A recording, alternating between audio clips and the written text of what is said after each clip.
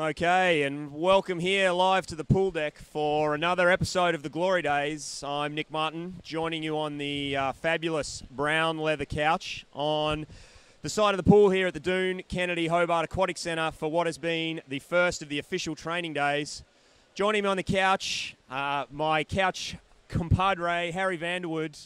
Nick, exciting to be here. Actually here, it's all happening, warm-up's going on, the couch is fabulous, sticky, quite a sticky man. We've got our Purple Volunteers t-shirt on. I'm very excited.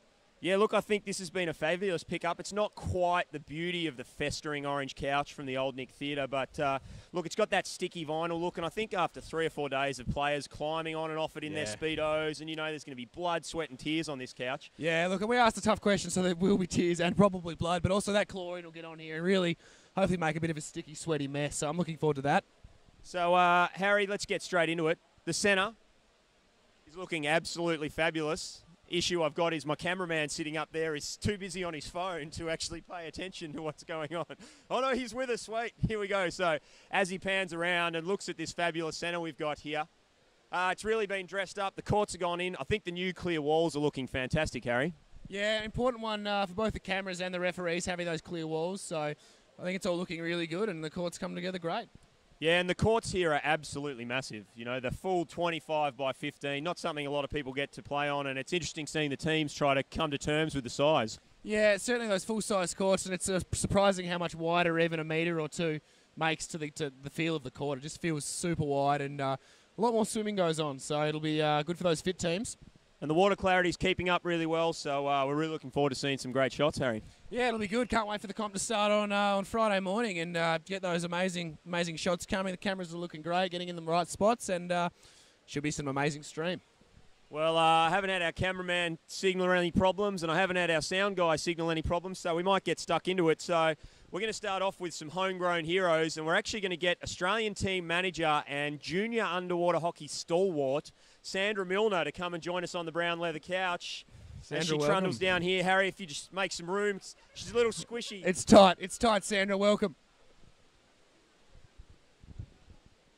Well, Sandra, you're a fan favourite. A lot of requests coming up on the Facebook site to get you on. So thanks for joining us. Thank you, Harry. I'm not sure about the requests, but thank you. Now, Sandra, really, it's your fault that we're sitting here on the couch today. What was it about the Worlds that really wanted you to get it to Hobart and made you think that this was the right place to have it? This will be my fourth Worlds, and I've found the last 3 the most amazing events, and I really wanted everyone to come down to our hometown and to have this event. We've got a great facility here. We love playing hockey in Tasmania, and we just wanted the world to come and see. I think that's an excellent response there, Harry. Now, Sandra, do you think it's something in your genetics? Do you think it was something in the way you were brought up? But why is it that you're everyone's mother? I don't know. I'm yet to find a hockey player or a manager or someone that I've met down the pool who you haven't managed to look after, provide guidance to, direct, cook dinner for, invite to your house. You're the mother of junior underwater hockey around the world, and everyone seems to embrace that. Do you think, where does that quality come from? I really don't know. I just love them all. Oh, I thought I was going to get tears on the second question there, but I can't. I don't seem to be able to milk them out of it there, Harry.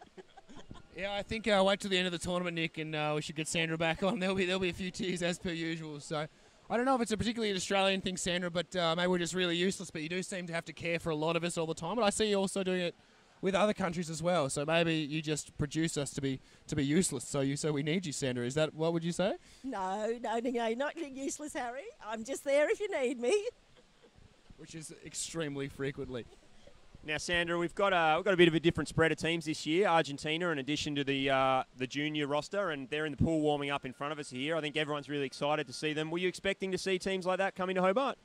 I'm actually really excited to see Argentina. Back in 2015, I spoke to Ricardo from Argentina when we were putting in teams to go to Spain and really tried to encourage him to put in some teams. Unfortunately, they couldn't for that event. But they're here now, and this is great. It's great to see Argentina. It's great to see Canada with 4 teams. It's great to see the USA with 3 teams. Just going great guns, yeah. And Sandra, we'll finish up there. Have you got a message for the audience, something you'd like to say out there, maybe to the Australian teams or the opposition teams or anyone watching at home? Sandra Milner lost for words, ladies and gentlemen. It's a world first. Yes, no, I am lost for words. Just come and watch, come and cheer. If you can't get here, watch it on the streaming. This is going to be the most amazing event with these wonderful young athletes, and that's all I got to say. Well, Sandra, thanks for all your work as volunteer, and thanks for dobbing me in for having to organise all this and run the couch. It's been a pleasure working with you, and we look forward to catching up with you during the tournament. Thanks, Sandra. Sandra Milner, ladies and gentlemen, the Australian team manager. So we're now going to flick across to a bit of refs time out as we get Annalise from Durban in South Africa. Annalise, welcome. Annalise, you're the first ref on the couch. How does it feel? Squishy.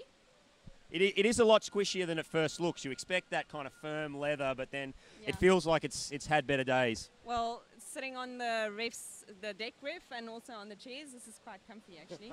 It is a hard job that you refs have, sitting on the side of the pool all day. So, Annalise, have you been, obviously there's been practice games in which the refs have been doing a little bit of reffing. Have you sort of destroyed any young children's hopes and dreams yet? Maybe really destroyed their souls so far? Is that the ref's aim, or sort of in the practice days? I wouldn't say that's the aim, but you see a tear or two from one or the two of the players. They're probably just a little bit disappointed that their move didn't work. But in general, I think we tried to do a really good job to try and get the game to flow. And I've seen some amazing talents, even from the under-19s, like surprisingly beautiful games. So, yeah.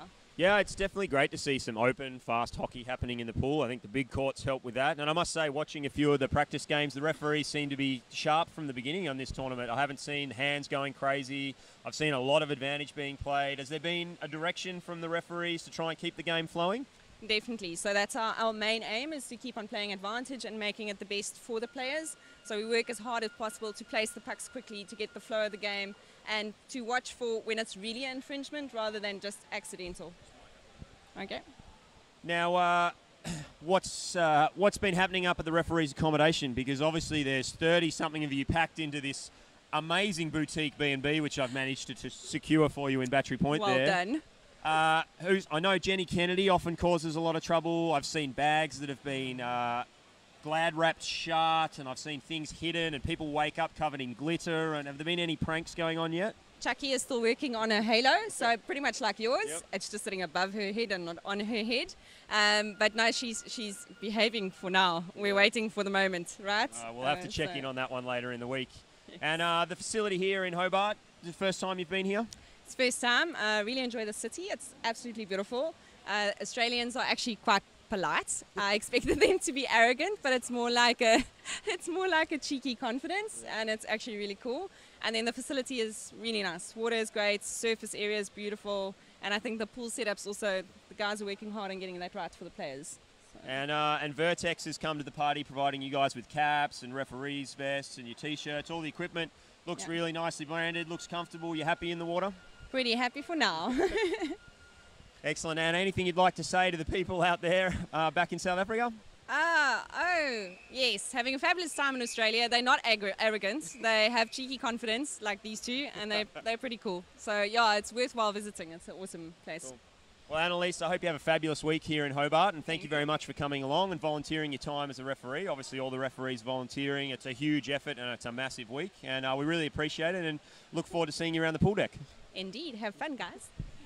Cool. Thanks, Annalise. Annalise from Durban in South Africa there. First time in Hobart. Loving the city, loving the pool, Harry.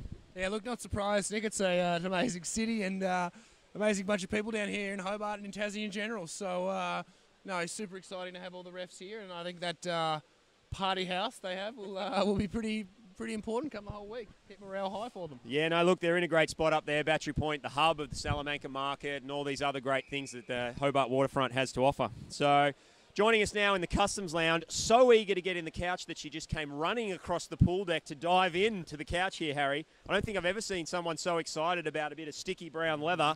We've got Becky from the GB Under-23 women's team. Woo! Welcome, Becky.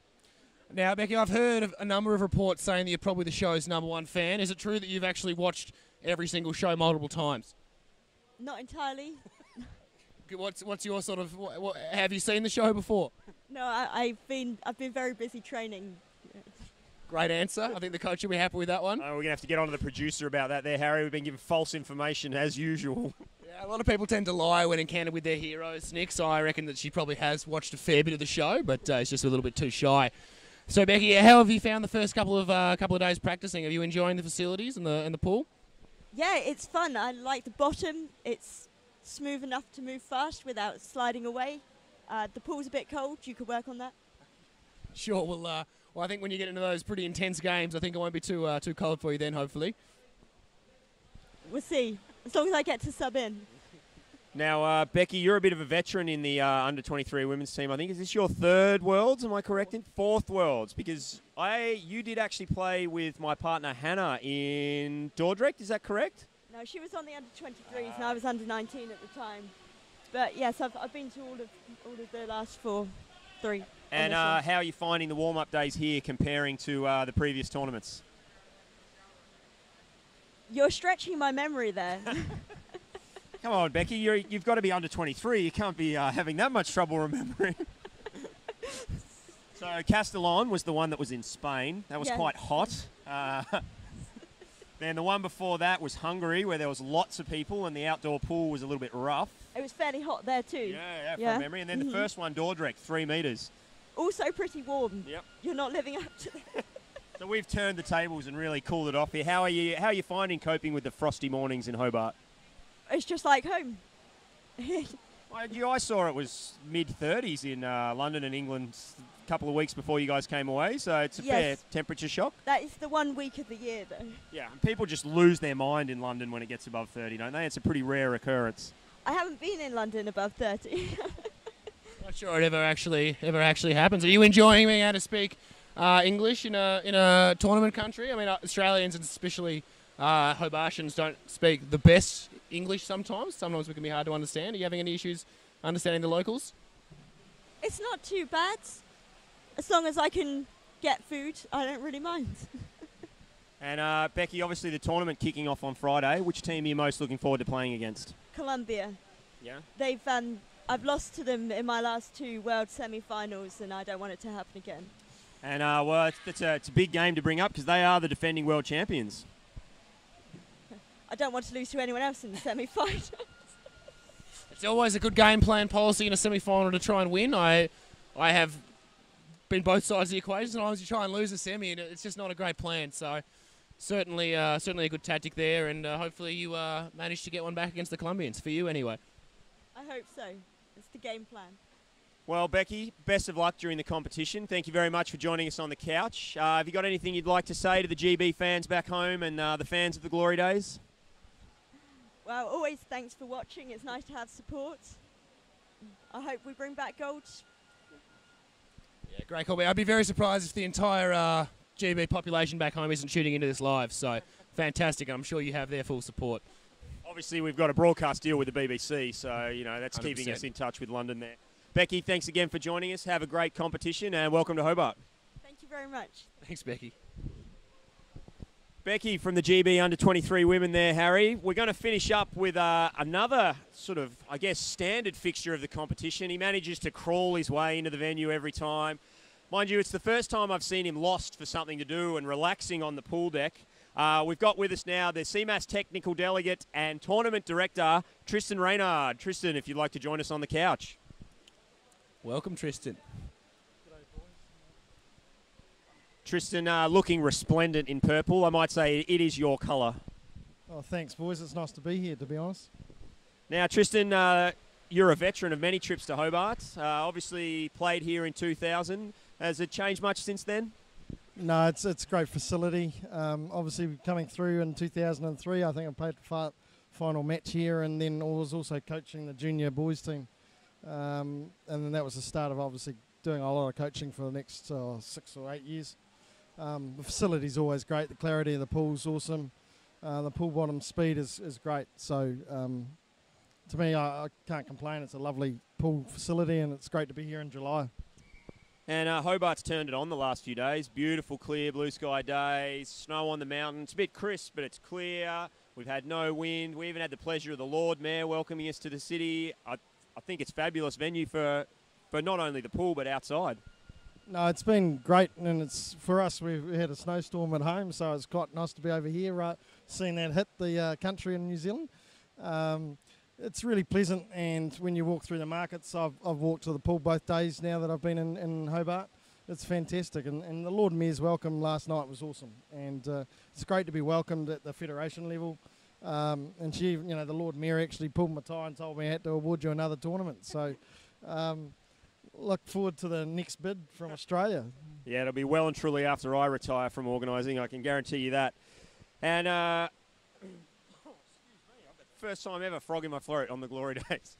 Now, Tristan, there's obviously been a lot of work that goes in behind the scenes, and a lot of people don't realise the effort that goes into organising one of these tournaments. And yourself and CMAS obviously put a lot into this, providing the medals, providing all the structures, and I think a lot of people discount the effort and support that we actually get from CMAS. Yeah, it's one of the things we've been working with CMAS as a commission. So we have an Underwater Hockey Commission underneath the Board of Directors. When we come through with a bid, then ultimately we work hard with the federations to develop that and get the budgets and entry fees basically as low as possible, but still trying to achieve a quality level which is CMAS procedures maintain. So, there's a set requirement and we have to meet that. More importantly, the CMAS do recognise that we are growing, and they have slowly provided more and more support. Obviously, my position, travel costs are funded. Obviously, my time is a volunteer. And when we're building up to one of these tournaments, this is three years worth of planning, and it all comes down to these 2 weeks. So it's a long process when we finally deliver it. And most of the people, who are organising tournaments realise that I'm already working on the next 4 years worth of events. So as we slowly get through, we identify people who really want to put their hand up, and then we slowly work them through the process. Yeah, it has been a huge effort from yourself and obviously from our organising committee. The state government, their support has been key in us securing it. The pool has been key in their support, and the council here with the Lord Mayor especially giving her thanks for us managing to secure the event. That helped us keep the cost down. We set the goal of 32 teams. We've managed to attract 34, which I think outside of Europe is a really good turnout for our junior competition. It's a great turnout, and it's something we wanted to attract, and Argentina came in, and that's given us growth. We had one Canadian, one USA team. We've now got 3, and Canada had 3 teams last time and got 4. So we kind of say actually we lost a couple of fringe European countries. We've actually replaced them, and I think seeing under 19 teams as opposed to 23 says there's a future of growth. So the next tournament, we've actually just signed that off, so that'll be announced next week. We're looking at maybe 35 to 40 teams is going to be expected to be there, and that's going to be awesome. Yeah, and that's a huge event, and a lot of pressure on an organiser to come up with the venue for that and the systems and funding all around it. Yep, and we did do some rule changes in Stellenbosch. At the World Champs is where we do the rule change side of things. And we introduced the rules to make sure that we start using indoor pool facilities, because with the events getting so big, the risk of thunderstorms when you have an outdoor pool or other elements, like if we want to make sure we're covering the games, light conditions become a problem. So when you're in an outdoor pool, quite often you have overlighting exposure, as well as at night time. If you've got to run a long day, you probably haven't got the floodlights to be able to do it properly. Yeah, I think it's an interesting challenge, the streaming and the streaming side of things, and it's something obviously CMAS has copped a lot of criticism and flack for over the last few tournaments, and not necessarily from any of their own undoing. It's been probably more misdirected anger as opposed to actually knowledgeable responses about what's happening. It's a really hard one, I think, for people to understand the spider's web that the streaming covers, and to me there's like 9 different bits that you have to get right for you to get a really good broadcast. We obviously got to deal with our clarity of the pool, and we've got a cleaning regime in place, and then we've got to make sure we've got the cameras in the right locations, and then technicians who switch the cameras at the right time and follow the game so that you don't suddenly lose them out of the shot. We've got clarity just literally because the players tune up the ball, and that's something that's in Hobart's always been quite good. So I look forward. I think everybody's going to have a fantastic chance to watch a lot of great games. I said it at the Lord Mayor's function last night. I think there's 5 or 6 teams in each grade here that are going to win the tournament, and it's going to come down to quarterfinals and semi-finals. There's going to be some upsets. There's going to be some upset players because they've put 18 months, a lot of these guys, into being selected in these teams. So I think every day matters. Gone are the days when it was just show up, tick the round robin off, and then wait till the finals at the end. It's really going to come down to what position you can secure in that round robin to take the pressure off for some of those quarter and semi-finals. And realistically, even if you finish first or second, we've seen in the last few tournaments that actually, we've had teams that are coming 7th knocking out teams that are coming 2nd.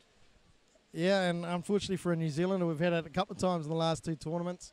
We've got a strong junior program, but we're realistic. We're starting to do the message now. We have to be ready and fronting up by day one. We have to try and hit top seed or second seed, because if you hit a quarter final where you're even, the odds are you're going to lose it. It's fantastic hockey to see. There's one goal separating five teams quite often.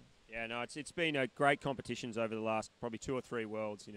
I look back 10 years to when I first went away, or 15 years now. God, I am getting old. Yeah. And, it really was a matter of the last 2 days of the tournament was when you really had to turn up. But now it is day one. If you're not there from day one, it's over. So I'd like to just get back to the streaming quickly. So we've gone to the option of this tournament of providing it as a live free stream.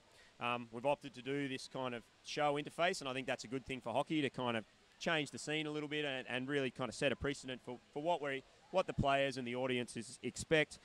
Obviously, there's a huge cost involved with that, though. And, there have been times where the streaming has really blown out and caused problems at tournament. And we've been quite upfront from the beginning that, it's costing us around $40,000 to put this. And you've seen the budgets, what we're spending. Yeah. And we've put it out there for the donations system to try and raise that sort of $10,000 to help cover some of the capital that Underwater Hockey Australia has forked out to. The response to that has been phenomenal. We've raised nearly $1,500 in less than 2 days. So I think it's great to see the hockey community getting behind it. Yeah, it's awesome to see the support that we're getting. I've looked at, I think you're going to do the stats later on. That's amazing engagement. You can't look at, social media now. I know in my other role as the president of New Zealand Underwater Association, we spend a lot of effort into social media, getting the engagement up, because ultimately we need support. We want to grow this sport as big as we can. I want to make sure these tournaments are sustainable, and that's where the growth is needed. So the costs do keep rising, and we've got to fight, inflationary costs. So the only way to do that without raising the entry fee is by getting more people playing. Yep, no, so that's really what we're trying to achieve.